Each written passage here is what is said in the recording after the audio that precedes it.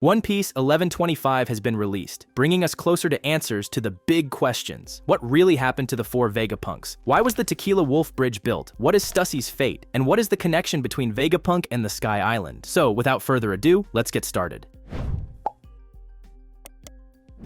Chapter 1125 opens with the title, How to Define Death, a phrase Vegapunk uttered in Chapter 1123. The cover story follows ogre child Yamato's Golden Harvest surrogate pilgrimage, where Yamato arrives at Odin's castle, now under reconstruction. However, Yamato quickly notices the absence of the carpenter Minatomo. On Egghead Island, Marines gather to prepare the Seraphims for transport to the Marine ships. Lucci and Kaku are also boarding the ships, but one of the Cypher Paul agents notices the absence of Stussie and inquires about her. Without showing any emotion, Lucci coldly informs them that he killed her. Kaku, though, seems to be suppressing his feelings, his face hidden from view. The scene shifts to Saturn, who reflects on events from 200 years ago in Marijoa. He recalls ordering a group of scientists to destroy the giant robot Emeth, but they had secretly hidden it to study. Returning to the present, Saturn addresses the 9 vice admirals, declaring that they've acquired everything they sought, the power plant, York, and Punk records. However, he expresses frustration over their great failure. The vice admirals apologize and offer to pursue the Straw Hat pirates in Elbaf, but Saturn dismisses the need. As Saturn speaks, Vice Admiral Doberman hesitantly asks whether this failure suggests that Vegapunk's broadcasted message was the truth. Without warning, Saturn uses his powers to obliterate Doberman's head, just as he did in Chapter 1094. Chaos erupts as the other Vice Admirals scramble, with one shouting for the medical team. Meanwhile, in the lava phase, York notices that the Cloud Machine has activated on its own. She attempts to stop it, but it's too late. Punk records, the upper part of the giant egg, detaches from Egghead Island and flies away. York curses as she watches it disappear. Back in Marijoa, the food shortage crisis worsens, and panic spreads among the Celestial Dragon.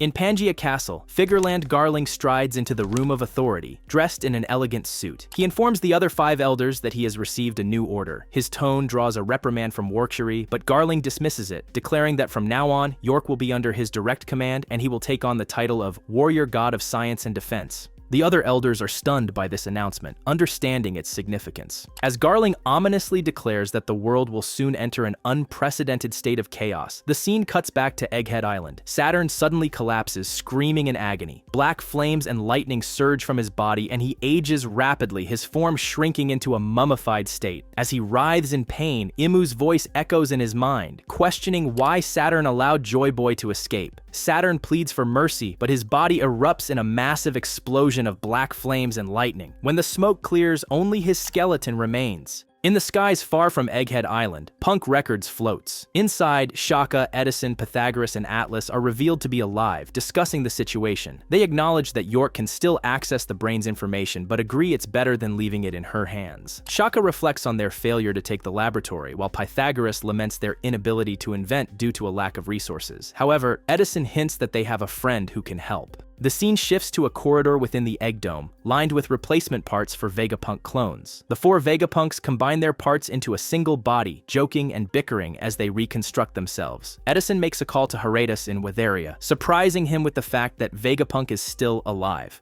The final pages take place in Kamabaka Queendom, where Koala summarizes Vegapunk's speech. The revolutionaries discuss how the world is sinking, making sense of the Celestial Dragon's decision to live atop the Red Line. Ivankov connects this crisis to the construction of giant bridges across various regions over the past 700 years, like Tequila Wolf, Vodka Wolf, Rum Wolf, and Bourbon Wolf, speculating that it all serves a grander purpose. As the chapter closes, Dragon stands on a beach contemplating the dire situation. He voices his concern that the fight for survival may soon overshadow any hopes for peace. The chapter ends with no break scheduled for next week.